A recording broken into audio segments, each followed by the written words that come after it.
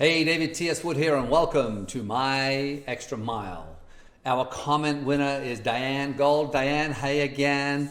She was talking about normal sucks, the show I did, Normal Sucks. That phrase, the new normal, was just pissing me off, so I did a whole show on it. She said this, she says, wow, David, this was great. She said, I felt annoyed by the phrase too. She said, what a great way of redefining the experience we have. Thank you. Thank you again, Diane.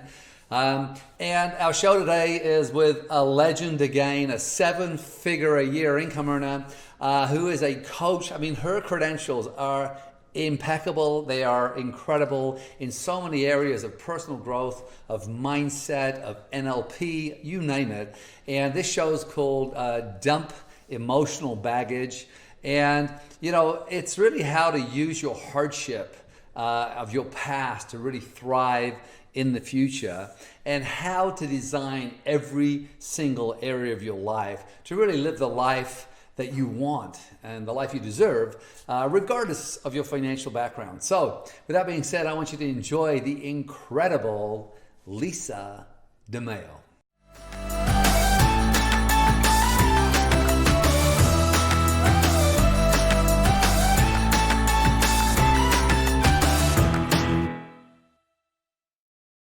Lisa, welcome to My Extra Mile. How you doing?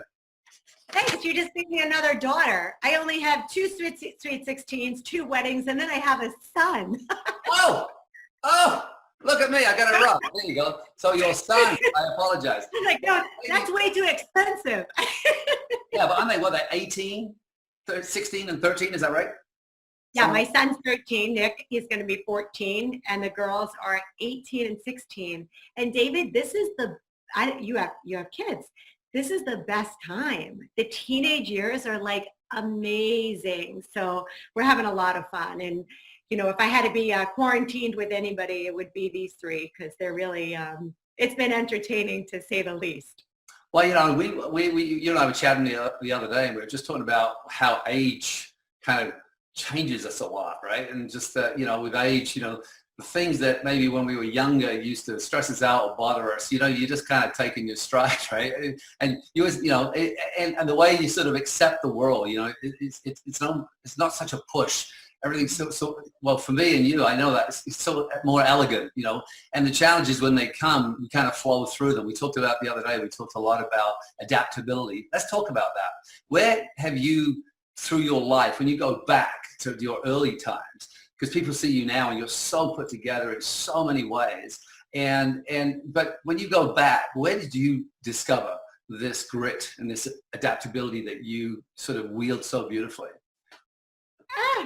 When did I discover? You know, I always knew I was somewhat different than the other kids, and I couldn't describe it. There was just a desire that I had. There was a passion for people. I don't know if I knew it or my dad had told me that.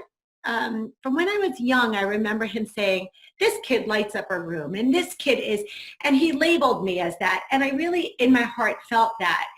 And he died the day before I turned 18, and he was very sick. So he had been struggling from when I was 13 to the day before I turned 18, and losing him so young and being faced with a lot of deaths within a 5-year time frame at that age, and then going off to college and, you know, getting a job. It was one thing after the other, and I just realized it was really like this, a light bulb moment. And I woke up and I said, I'm not supposed to feel like this. This isn't normal to feel this heavy, this sad, this is life. And I was so young. I mean, when I think about my daughter's 18, I used to go to the library and read personal development books back in the day and remember cassette tapes, and they used to wind them with a pencil? That's how old I am. And I would listen. And it was better if you had the eraser on the other end with a little metal, because it would do it better, right? Yeah, you had to have the eraser. Yeah, and so if I didn't, I knew I took them off because I needed the backs of earrings sometimes. And I'd go pull them off the back of my earring and try to get it back in there. But yeah, and I just, my life was never going to be the same. It wasn't going to look like everybody else's life. I didn't have a dad. We didn't have money. It was a lot of loss in a short time. I lost another significant role model, another male figure, right within the same time. It was my aunt's husband, and he was like my other dad. And we worked together. We were so close. And it was back to back. And then a grandmother and my other grandmother and a friend to cancer. And it was all very real, very young. And I poured myself into personal development where I recognized so young. I don't know how I knew to know that at such a young age, but I realized people who went through hard things, if they chose to look at it as an opportunity to expand, life would be a lot easier, because at some time or the other, we are all going to be faced with adversity. We'll be faced with abundance. We'll be faced with joy. It will happen for all of us. I just want to jump in before you go too far off that for a second, because you said he was 6 since you were 13. Because my question was around your grit and this adaptability that you have, and I'm starting to hear it now. But for 13, your father was going through an illness as well, and then was it inevitable that he was going to pass? Did you know years or months ahead that he wasn't going to make it? Was that something, or was it more of a surprise to you at the time when he did pass? No, it was cancer, stage 4 cancer. And although he did have remarkable remission at the time, especially back in the 80s, we were way ahead of our time in health and wellness. We had a wheatgrass machine in 1986, if you can imagine. So we really were ahead of the curve. And there was a time we thought he was going to make it. So it was the roller coaster. And it wasn't just the loss of my dad. It was just like a divorce. It's the loss of a family and a unit as you knew it to be. And then how 4 siblings broke off in different directions in dealing with that grief. I think today we talk about grief counseling, and we talk about death, and we talk about the expectation of dying, or I do anyway with my children. No one knew about cancer back then. So at 13, 14, it was the best kept secret in my high school. People didn't know. When the senior graduation took place, my guidance counselor said, "Why didn't you share this with anybody?" And you didn't talk about that stuff then. So I dealt with it the best that I could with some very close girlfriends that I grew up with. But it was always about the fight to get them to stay alive rather than the potential grief that we would endure and having the tools to handle it. So that was absent. Well, when I was thinking, where you were just about to lead to, which is these moments in time that we go through, inevitable moments. And I'm thinking of 2 or 3 people right now who, if we used cancer, because it is a word we hear every day almost at some level, we get some people that have traveled that road. I think of Arlene Lance, Carol Elizabeth. I think of these people that we know personally who, it was a real fight. And yet, how they've emerged from it, the family, the entire family, and this sort of new sense, this wisdom, this understanding. So through the hardship emerges, it's like the phoenix coming out of the fire. And yet I have another friend whose wife, when she heard, just gave up. She walked into the bedroom and the doctors gave her a year, and she lasted 3 months. And it was just this mind thing where she just accepted it as an inevitable result, and it came very fast.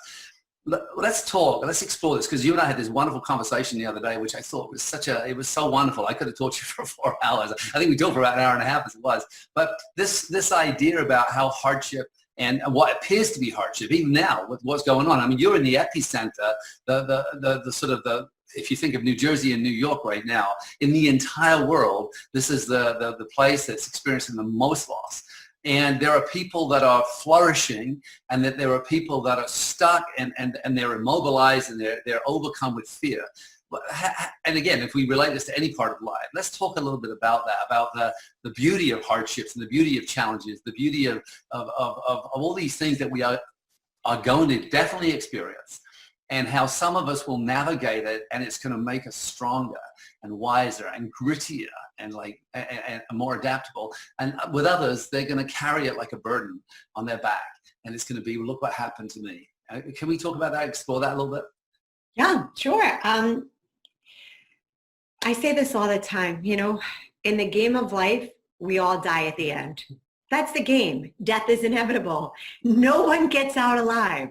So tomorrow is not promised to me. I've always lived my life like that. Tomorrow is not promised to you. I don't know.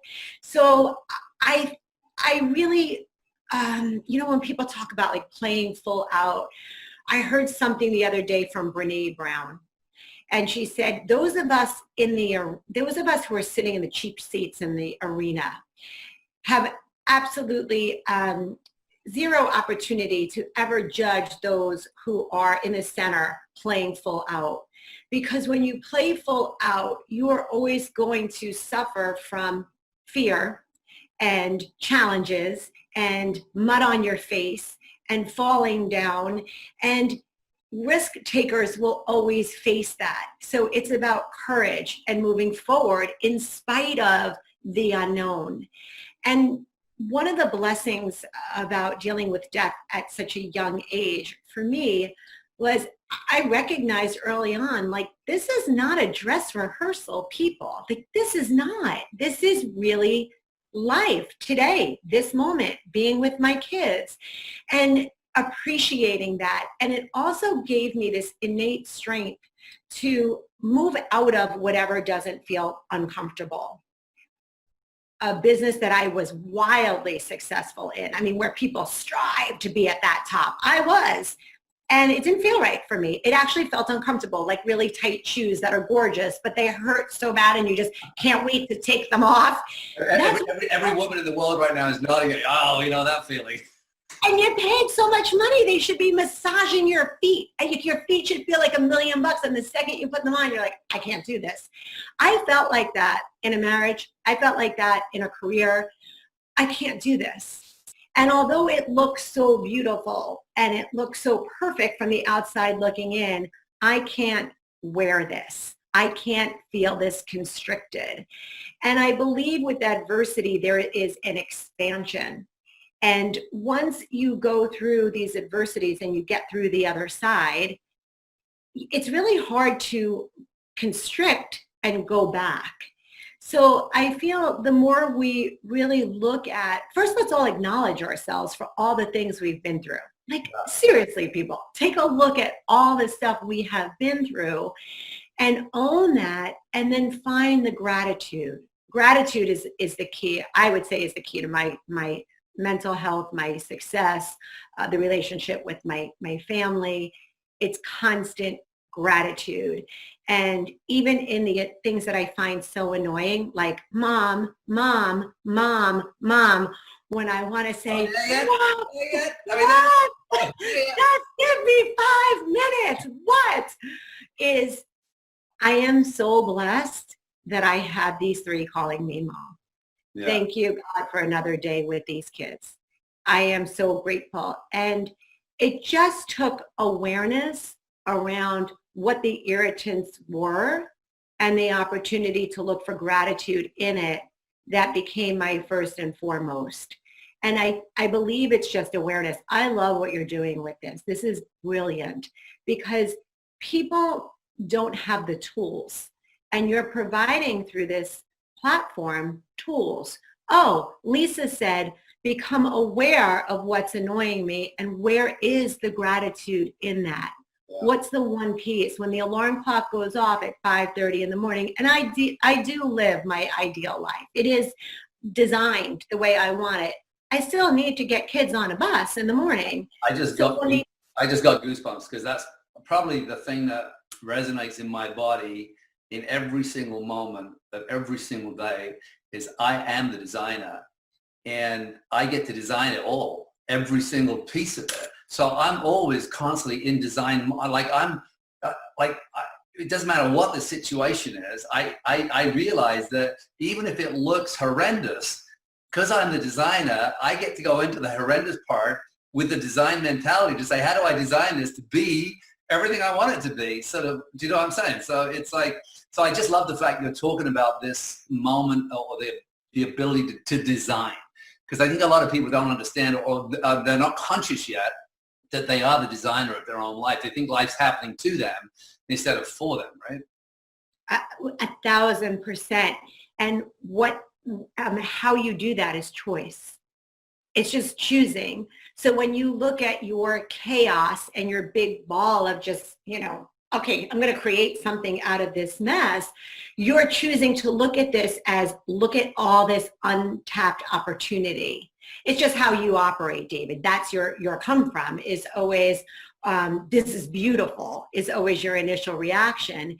That I had to learn to do that. And it's not all the time, but it's a lot. When that alarm clock, that's what I was saying, when the alarm clock goes off, it used to be like, oh, it's so dark. I don't want to get up, because I chose a life where I didn't need to get up to an alarm clock, but I still have to get kids on a bus. And when that alarm goes off now, I am grateful. Like, these kids are still mine. We're all in each other's lives. I have an opportunity to do this. My children get to go to school. It was really a shift in constantly looking for the gratitude and the beauty in what could have been that I want to replay what you've said, because I think someone listening may have missed it. I think the subtlety of what you just said is like, if we take everything that's a rub or annoying or what you find annoying in this moment, anything, because you're in life, if we go back to Lisa's early comment, which is, hey, look, one thing for certain, we're all going to die. I bring this up at all my events. When I look out across the audience and I'll say, hey, statistically, we're not all going to make it out of this year. So how about we get living now, like really living now, right? So you're talking about, like, if we use the alarm clock as the rub, if we notice that every time the alarm goes off, it's like, oh, crap, right? Then why do you want to live with an oh crap feeling? And that's starting the day, when the observation is, well, how do I turn that annoyance into something where I can find gratitude, right? Oh, I'm grateful I have a job. I'm grateful I have these kids. I'm grateful that we have this family. I'm great, all those things, so that no longer is a rub. That's not something that's going to annoy you. Because I watch people, they're like in a, I had 2 pinball machines in my man cave. But if you watch a ball going around a pinball machine, it's like boom, boom. It reacts to these bumpers. And life's like that. Life's got these little bumpers, and some people, they hit them and they boom, and they get thrown so far off center. And then they hit another one, boom, boom, right? So I think, Lisa, just going back to your observation, which I think is so beautiful, is notice the rub. And you can put it back into your own context, your own words. Notice the rub. And your particular mechanism of eradicating rubs, or if we call it a rub or annoyance, is to look at it and find some form of gratitude within it that allows it to become something, instead of, oh, damn, it's, oh, wow. I get to live it a whole nother day, right? Well, maybe not a whole day, but Well, for the next couple of minutes, we're still here, so that's great. Yes. The light comes through. And they got some. One thing I didn't tell you in the beginning, I think I mentioned to you the other day when we were chatting. This is a two-way street. So if I don't want to ever feel like I'm interviewing you. I'm asking because I'm fascinated, and the same for you. Is like we're mutually, the same. So if you feel like asking me anything, you just jump right in. Okay. So I know some things it always feels like someone's being interviewed, but I just want this to be more of a conversation, like we had if no one was watching. Look at our conversation the other day. It wasn't dissimilar from this, right? It's always like this. 10 years we're friends, David. A decade. And you know what you said earlier, which I find interesting. You said something about your father saying that when you walk into a room, you light it up. When I was thinking about describing you, and I don't make notes and all this kind of stuff, but I remember the first time I met you, and I remember thinking when you walked in the room lit up. It was visceral for me, and that's and I'm saying, wow. And I was observing you without you knowing. And, it's hard if there's a beautiful woman, because if a guy gets caught looking at I watch all people, and I watch them, you watch me, I watch all people with the same eyes. Do I notice beauty? Yeah, of course. But what I notice more is humanity.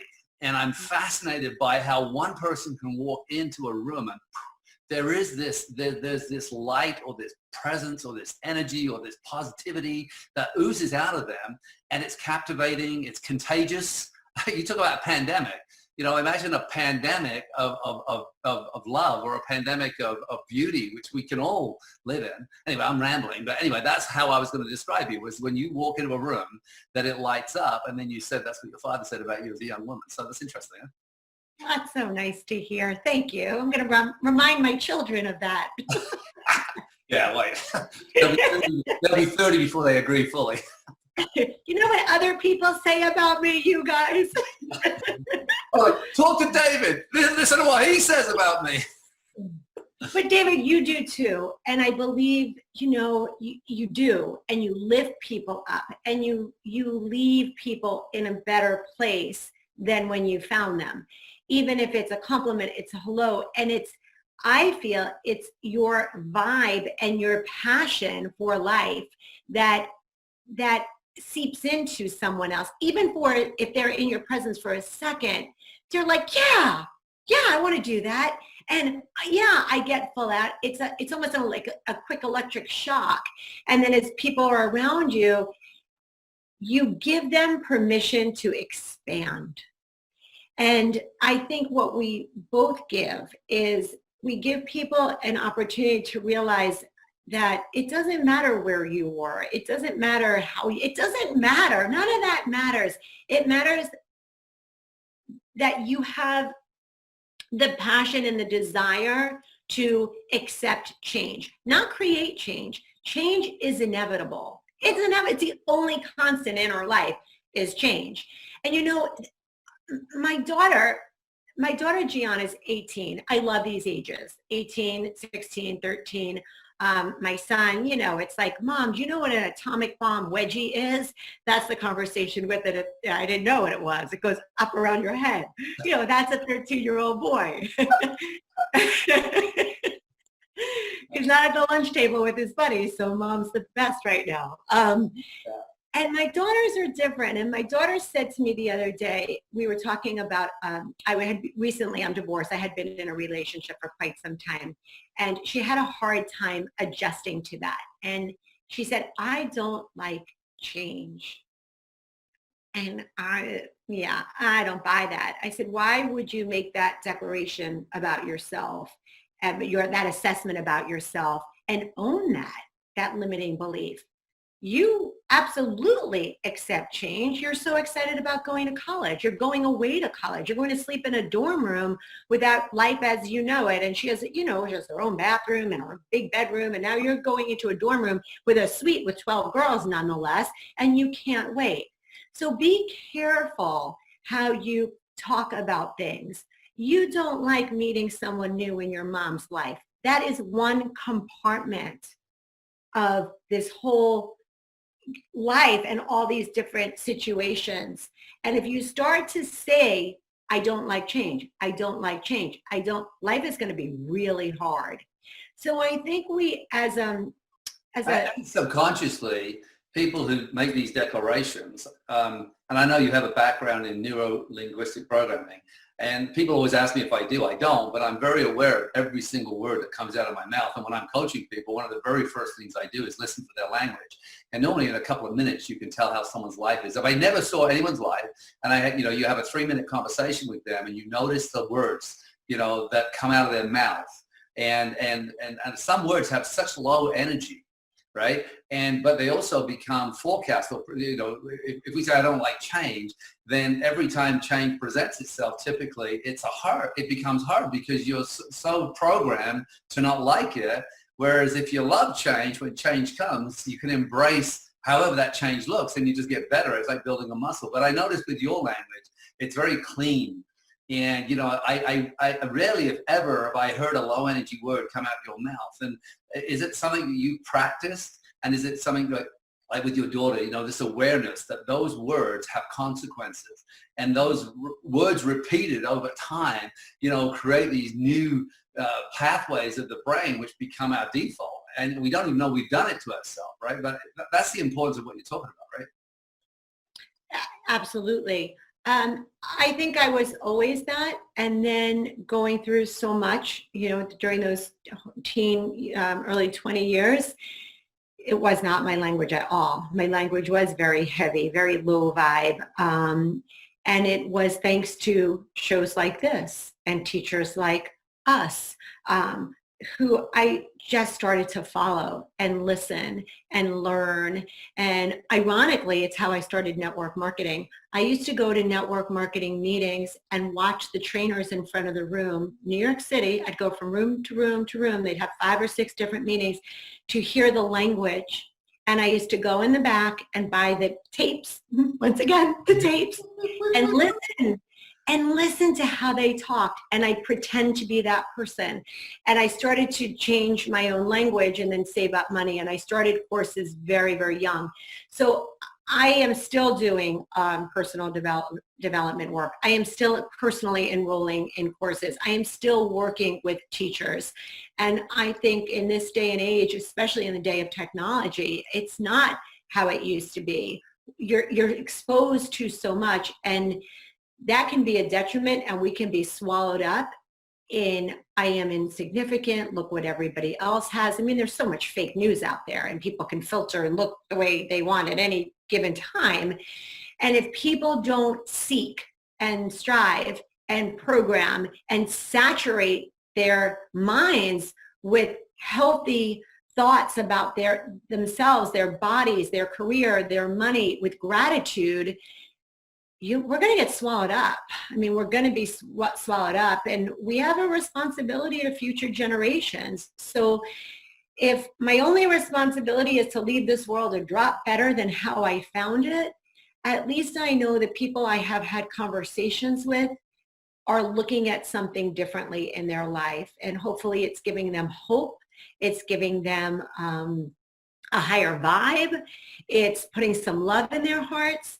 And, I've been doing this work now 25 years. You don't believe it, well, again, you said something earlier, I guess, and I these things stick in my brain, everything you're saying is like, you're 18, father passed, you got a lot going on, a lot of changes happening, and a big one, the nuance of what you said, it wasn't just losing a father, it's losing a family structure. I'd never thought of it that way. So that was a realization as you said that. That was more of an awakening in my mind. Oh yeah, that's true, right? I mean, when my father left, I thought I just lost a dad, but yeah, we lost the structure, but I never ever put that together for myself. But you said that you went to the library, and you young people, there used to be these buildings, I think they're still there, that you could go in. You could actually take a book home and read it. but you go and sit, and Zig Ziglar was that. I mean, all these great people, you look at anyone who lives a vibrant and a life by choice and a life by design, typically are great or voracious learners. They're great students. They're not just great teachers, they're great students. And I think about you in that library, and I wonder what was some of those early books, or what was some of the earliest sort of things you learned that started to help have this shift to how you've shown up in the world since. Do you remember, is there anything that stands out from those early days in the library? Oh yeah, it was Zig Ziglar. It was Shad Helmstetter. It was the greats. It was Dale Carnegie's books. It was Napoleon Hill books. It was the first event. I mean, this would be only me, right? The very, very first public event I go to is this giant guy with these enormous teeth in Aspen, Colorado. I saved it was a fortune back then.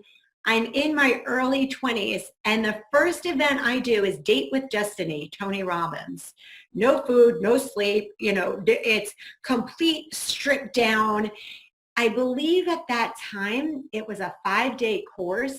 I stayed in this rinky-dink hotel with all my guy friends one of the guys was my ex-husband, later on turned out to be my husband. We weren't together at that point. We were good friends. And I remember leaving Date with Destiny with, it's a tough course, and it would be tough for me to do now. I can't even imagine, doing that so young. That was my first exposure. And then after that, really wanting to do work, like real grit work. and saved a lot of money and did a lot of courses and was always the youngest person in the room, and recognized that why would people wait until they're, till they're older and have gone through so much to want to expand, to want to look through their glasses differently. And we get so dirty, they get so foggy, we forget that we get to clean them and create new visions all the time. And the reason I embrace change and really truly embrace change is that's the best news all day, is that if I don't like who I am, I just get to show up differently.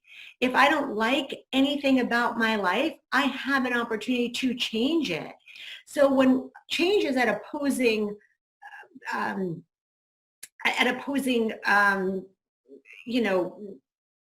it's opposing in our mind. I don't like change. I can't take what's going on in the world. I don't accept death. Then we're just saying, you know what? I'm just going to stay constricted. Yeah. So we have to really come to grips and embrace change, find the gratitude in everything that we have right now so that we get to constantly evolve. I have no idea who I'm going to lose as a result of what's going on in the world right now. I just found out another friend last night was diagnosed. I mean, it's been pretty consistent. But here's what I know. I had no idea prior to this epidemic who was going to get hit by a bus, who is going to be diagnosed with cancer, who is going to, if I just lived in that place all day long of worry and like, why bother doing anything? It's so funny because I'm not a guy that surfs on social media very often, but occasionally things pop up that I see. And today I saw a photograph of a friend of mine with his mother, and he wrote this little article about, she says she's ready, and she's now confined into a nursing home where she's just sitting all day long. She's lovely. I've met this lady. She's absolutely lovely. But she's telling him, I'm ready. And there's this kind of like this little sentence, and she's laying with her head on his shoulder, and he's looking out this way, and it just says, she's telling me she's ready, and I told her, whenever you're ready, type of thing. And I wrote a little, I was drawn to this, and it's interesting, we were talking about loss. And I think loss, whether we're talking about human loss or loss of anything, the same rules apply. So again, even if you think that some of you don't like talking about loss, I love it. I think it's one of these things that we should talk about more, because it's inevitable, and we never know the age. Recently, at least I was asked to MC a 26-year-old guy's funeral. And he died in a boating accident 2 weeks before his wedding. So all these people were flying in for his wedding, all flew in for his funeral. And, just when I described that, for most people, it's such a shock. And yet when I was there with 400 people, and the wife came up to me, or the fiance came up to me, and she said, Dave, she said, everyone, they keep coming up and telling me how sad they are and how unhappy I don't want them to do that anymore. Ask them to come up and tell me a great story about him, or the funny story. And so I started, and for the rest of it, I actually, him and I are connected through humor, and I told his favorite joke. And the place started to laugh. And here we are at a 26-year-old funeral, and people are celebrating, because we don't know how long we get, but celebrating that life, right? And going back to this social media post, and I wrote, and I felt compelled to write, and I won't use his name. I said, I think this is a great lesson, but for us all to be ready, not just your mom being ready because of her age, but we should all be ready. I not should, but I can choose to be ready today. If my life ends today, every single person that knows me intimately, including my children, will know that I passed leaving it all here, squeezing the juice out of it. And I passed with a smile on my face, with joy in my heart, and zero regrets. And so that passing, in fact, in my will, I'd left $100,000 for the party. And, and I want to throw this massive party because, again, I think about death as something we plan for, and plan in a beautiful way. I want to plan. So the one thing I'm certain of is there's going to be a huge party. And I know that people who don't have the money to get there, well, there's some money waiting for them. If my family can't fly over from England, boom, we can buy them flights. So anyway, I know I'm babbling here, but I just really love this idea and the word change, but I also think adaptability. Adapting. The world right now has changed because of this pandemic, And people who are great adapters like you and I, we breeze through this. We do. It's just. I mean, I'm not saying you haven't had moments, because you mentioned to me a couple of. I mean, when you lose people, it's still loss, but it's still this ability to navigate it more beautifully. Let's talk about that adaptability piece as well. Well, I think we get to embrace sadness. I mean, my gosh, we're not robotic. So I definitely shed my tears and have my wall kicking moments where I feel it's unfair, and I don't stay there. So I've chosen, because I love choice, chosen to be a joyous person. So a joyous person is joyous. It's their way of being versus happy. I could wake up and be really happy and get a flat tire. I'm not so happy. It throws you. It's a weaker version of joy. Joyous, you still experience sadness. You experience loss. We can mourn for what isn't how we know it to be anymore. I'm super excited about my daughter going to college. Like, I cannot wait, but I'm going to miss her. I've already had those moments where I call my girlfriends and we cry together, and I'm like, this is hard. Like, your baby's leaving and we're like getting older. Like, how did this happen moments? And it's just part of it. And David, I want to know from you, your dad left. How old were you? I was 7. Ah. And we were living in a foreign country. My dad was in the army, so we were living in Germany. And the day he left, it's one of those, these moments in my history, because I look back through them. Imagine you're looking, those in France, if you've ever seen those sunflower fields, and yet there's these ones that grow like 4 feet bigger than all the others, and all across the field you see these standout moments, right? And so this is one of those moments in my history where it's a standout moment, because I'm 7 and we were living on the 3rd floor of an apartment building in Germany, and my dad's walking out the door and my mom said, make him stay. And I ran down the stairs behind my dad, down 3 flights of stairs. And my dad and I are best friends now. But my dad jumped in the car, drove away, and I didn't see him again until I was like for 7 years, or 8 years, I think it was. But it was one of those moments, and I had to walk back up their stairs as a 7-year-old and interpret that I let him go. And it took me years to figure out, because I was quite angry, it took me years to understand that that burden was inside of me, and I made that mean something. When she asked me and I failed, and I remember walking up those stairs one at a time, thinking that I created it, right, at that moment, right? As a 7-year-old, that was the picture I created in the world. So interesting you asked that. What had you, what do you think it was that finally had you release that burden and you didn't own it as yours anymore? Or do you still? I think for years I did carry it, but I didn't know it was there. Like most people, were unconscious about the sort of the interpretation I had of the world. There was a lot of other things that occurred. And so when I left England, fortunately what happened for me is at 20, I went on a 6-day trip to Tunisia with a bunch of guys because we'd won a dart tournament. And all my friends were drinking, they were smoking pot, everyone was getting high and drunk. That was my world. And again, the thing that I grown up understanding is that people right now, you can think about a tribe in Africa, but we can't really feel what they're going through in this moment. We can understand there are people there. So the way that my world, the only world that existed for me back then was alcohol, drugs, pubs. I'd left home at 15. I'd left school at 15. And I was just in this cycle. And to me, there was no other world. I didn't know that people, had other ways of living or, had heart. I just didn't know. This was the only world I understood. But then when I went on this trip, I had 500 pounds left, and I ended up traveling, backpacking for 10 and a half years through 42 countries. And it was because I got out of my comfort zone. And that's why I do so much work. And even whatever event I do, I'm always pulling people outside their comfort zone so that they can discover something really new and vibrant. And for me, this inadvertent inadvertently leaving England and leaving everything I knew and everyone I knew, and then being exposed to all these different cultures and people. And I met young people who spoke differently and had, you know, dreams and goals and aspirations. All my friends were happy in the pub, and, you know, they worked in a factory. My sister, my brother, and my mother all worked at the same factory in a car plant making diesel engines, parts for diesel engines. And that was going to be my, you know, you got to work here. We can get you a job here. That was it. That was the aspirations back then of the family, right? So, yeah, so I left, and, you know, during that journey, I discovered a new world. But when I started doing the work, you talked about the library moment.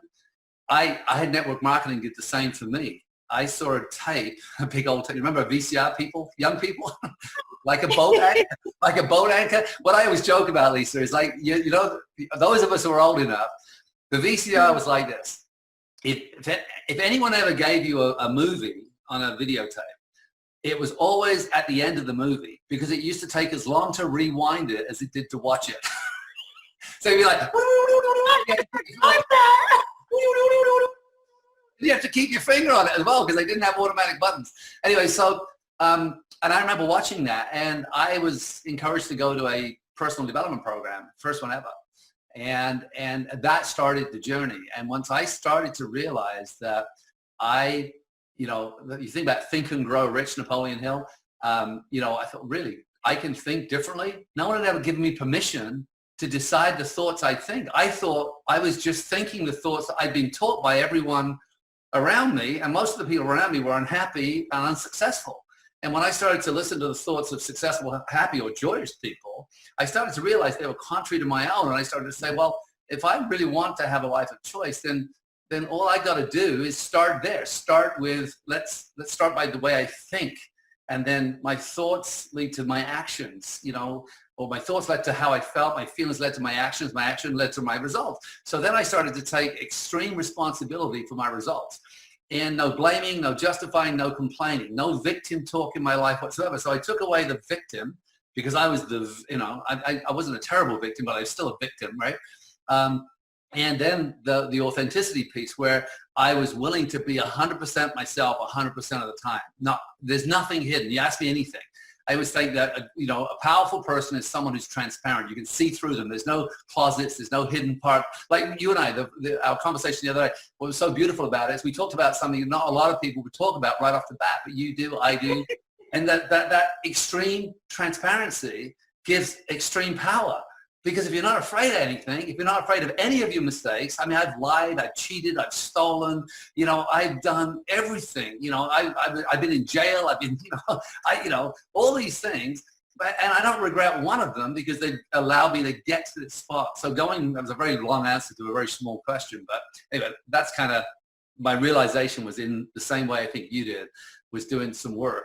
And one of the works I did, where I had to look at my life, and I did work on forgiveness, because I was carrying this hatred. I mean, I remember phoning my mom when I was 18 and calling her the C word, you know, because I hated her so much. I love her. We're great friends now. It's hard for people to understand this, right? But so I carried this burden inside of me, like a poison. And when I did the work, one of the things I was asked to do was to look at my life through my mother's eyes and my father's eyes and my brothers and my sister's eyes, because, you know, and start to see the world through and reinterpret what happened, to create a new interpretation. And when I did that, I allowed myself to truly forgive, not just, you know, not want it to change, not want them to apologize, not want them to say it happened or not happen, but just for me to let it go and to truly step into the world in my own skin, in my own power, and see them for the beautiful people they are, and not for some of the things that happen, some of the things that, you know, cause us both pain, right? Does that make sense? Yes, and forgiveness is key. I think not only forgiving your mom, but forgiving yourself for feeling as if you failed at 7. Can you imagine now a 7-year-old's a baby, and to have that burden and to feel that level of responsibility? What we do by being so transparent, and, you know, sign me up other than jail. I think I've done it all too. We give other people permission to be human. And it's I could see it so clearly when I heard that recording this morning. People sit in a stadium in the cheap seats and judge the person on stage, right? It's a metaphor for life, pouring their heart and soul out and saying, yeah, I'm divorced. Yeah, I left a company. Yeah, I did this. Yeah, I did that. And we're putting everything out there. The people who condemn and ridicule need to look in the mirror. And it's when we really put it out there, we attract people just like us who are like, we're human beings having a human experience, right? Or spiritual beings having a human experience. And this is all part of it. So I think it's just playing full out and being so honest about it. I am human. My kids are like, Mom, I can't believe you did this. I'm like, sorry, I forgot to pick up the book and look on page, 1,000,002 on how to raise a 16-year-old during this crisis. Let me figure this out. It's like, how do you have judgment? I've never done this thing called life before. So we're all figuring it out. And doing the best we can with what we know, right? And I pray that every person that hears this can let go of the shame and the guilt around doing things that have made them more courageous today. You cannot move forward in life, cannot, with any kind of expansion, taking a risk without winding up at some point with mud on your face. It's impossible. It's only if you play the game. And I lived the beautiful lie. I was the poster child for the beautiful lie. I had the perfect house and the perfect marriage and the perfect career and the perfect little children, and was literally an empty vessel dying inside. I was the most inauthentic version of myself as a woman. And I couldn't tolerate it anymore. And the more personal development work I was doing, the more I was being called to step out. And I believe that people who are down and out about personal development, they're so unwilling to take a look, they get hard on other people who do it. Because if I step out and I declare, this is now what's comfortable for me, and I leave that old skin behind, I'm forcing other people to have to evaluate and take a look as well. So people like you and I can easily intimidate others who are not yet willing to take a look. And what I hope that this exchange does is it allows people to say, hey, you know what? It's only shame and guilt if I hold it inside and hide it. Once I start to just get it out, it's really not that bad. It kind of dissipates in the air. Like, oh, you find lots of us who have been down that same path. Well, and actually, it's the road. the relatability of, because everyone's walking around, I feel, again, I remember, like you, I've trained over 1 million people. And so, I've heard a lot of stories, and they're very similar all over the world, because I work all over the world. Even today, I work in Europe, I work in Australia, New Zealand, in Asia. And so it doesn't matter where I am in the world, the stories are always the same. And people there, but a lot of people are walking around thinking it's only them that's having this happen. And everyone else looks so together. And yet when somebody, they admire suddenly shares a truth, you almost feel so, because they've been hiding behind a mask to pretend what's happened hasn't happened, which creates this massive disconnect. And then, so I think that part of the show that I really want to come out is the relatability. Is behind every great person. Yes, they go the extra mile, but all of us have the same stuff going on. And in the old days, we dealt with it differently. And today we deal with it differently again because of the work. And there is that bit in the middle, because I haven't met anyone who's leading the kind of life of choice that hasn't done some work. Oh gosh. Oh, and you know what, on that, you just said something that was so good. I'm like, oh yes. You went like this, and I saw your whole body move. You just, when they hear their story and somebody else, it allows them to go like this. Oh, it's like the burden. And what happens when we release that burden, the shame, the guilt, that whatever we were hiding for some secret, for I don't know why, we allow ourselves to disconnect from the people who needed us to pretend and live in that story. We break up with them because they're in their story too. So when people step out of their story that they've made up, or they say, you know, this is really me, you're leaving behind life that you knew, and friends that thought you were in a certain way. And it's really beautiful to see who really are your people, and to attract new people and new souls and new vibrations and just incredible people who are like, oh, it's so refreshing to have people just talk about their human experiences. Well, we're going to get, in a moment, we're going to end this first 45 minutes and we're going to move to a second 45 minutes where I want to explore that with you a little bit more, because what I feel is what we have in common. Again, I keep getting goosebumps when you say stuff. And I always say those goosebump moments are the moments that connect us, right? And is that the beauty of network marketing. Both of us are professional network marketers. And, you know, I want to talk about that in the second half of this is, you know, this exactly what you talked about. Is that there's this other element of network marketing. You talked about seeking out different rooms just to listen to language that you could start to model, even though you weren't in the profession. I want to go into how you got into the profession.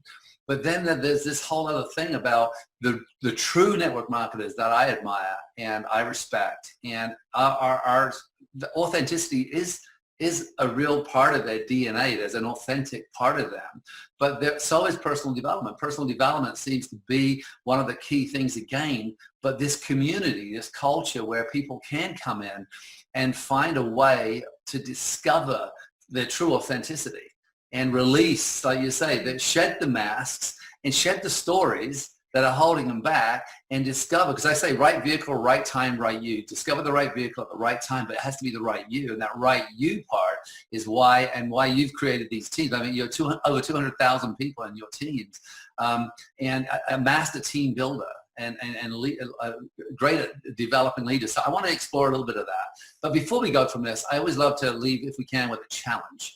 And I wonder, based on the conversations we've had, which is around gratitude, around a grit and adaptability and truth. I wonder if you can think about a challenge for the person listening, whether they're brand new, maybe they haven't done any work yet, or maybe they're people feeling stuck right now, or stuck in their business. Maybe they're feeling isolated because of the very conditions we're living under. What's something you want to challenge them with? And I hope you people listening and watching are realizing that we haven't sat down and made a plan here. Because we're having a conversation. So I'm throwing this at Lisa I didn't say, hey, make sure you have this ready at the end. No, we didn't do that. So Lisa, what do you think? What was something you think that would really help people, especially at this time? I would, because we have so much time right now, right? This beautiful moment of reflection. I would sit and I would write an unbridged 50-page emotional autobiography, back and front. Like, you can't stop. Don't pick the pen up. You're going to burn it. You're going to shred it after. So nobody's ever going to read it. But really talk about everything that you've ever go in a place in a couple of hours by yourself and just put it all down, all of it, all the stuff, all the secrets, all the stuff that you really want to say to this person and that person, and get it out. Write it, burn it, release it. We're talking, just to be clear though, we're talking about any stuck emotions or energy, anything we're hiding, anything that creates the mask, any fakeness, or, you know, all these kind of things where so what we're releasing or letting out on that piece of paper is all the stuck energy, right?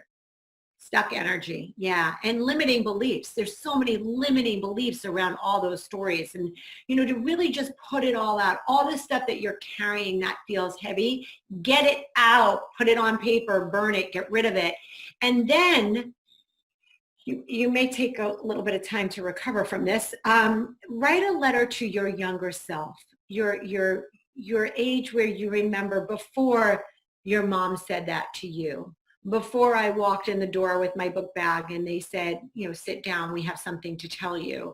Before those moments happen to us, write a letter to your younger self about what they can expect, what what lessons they can expect to learn, and that there's going to be hardships that they have to uncover.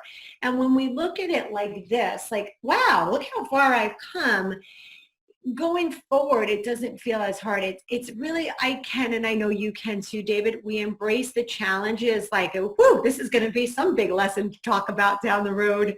It's kind of like that because we just have been so transparent on our journey. So if you can't be transparent and vocal with the people you love or people who know you, get it out one way or the other on paper and then write that letter to your younger self. Awesome. And I did that work, and it's beautiful. Again, and the key distinction here is to not stop writing. Just keep it coming. It doesn't have to, it's not going to be read. So it doesn't matter if one bit doesn't fit another bit, because as you're writing, something else will come up, and there may be anytime you've got conflict with someone, those things, because, again, once we do the work, you start realizing you have no conflicts. Conflicts dissolve as you do this kind of work. So thank you. With that being said, how do people follow you? Do you want to just tell us if people want to follow you on Instagram or Facebook, what's your handle? Well, my kids say because I was born in the 1900s, I really like Facebook. And they say, Mom, it's all the people who are born in the 1900s like Facebook. So it's Lisa Livoti DeMayo, and I'm on Instagram, Lisa Livoti DeMayo. Livoti is L-I-V-I. L-I-V-O-T-I. Just to get I always say Livoti, sorry. So Lisa Livoti DeMayo. Okay. D-E-M-A-Y-O. Because she's old school. It's Facebook. You young people, I know. It's for old people. I'm on Instagram. I don't know how I got 6,000 followers. My kids are helping me with this. On Instagram, what do you got? It's my name. It's very easy, David. Everything's my name because I can't remember all these passwords and names. Everything is my name. Same with me. If you want to follow me at all, it's David T.S. Wood on Instagram and Old People's Facebook. With that being said, listen, this is about the extra mile. Tell me what TS stands for. It's my middle initials. And my dad, because my original name was David Scott Wood, or David Thomas Wood. And then my dad realized that Wood was such a boring name. So then they gave me another name so that I could hyphenate Scott Wood, because he thought it would sound posher.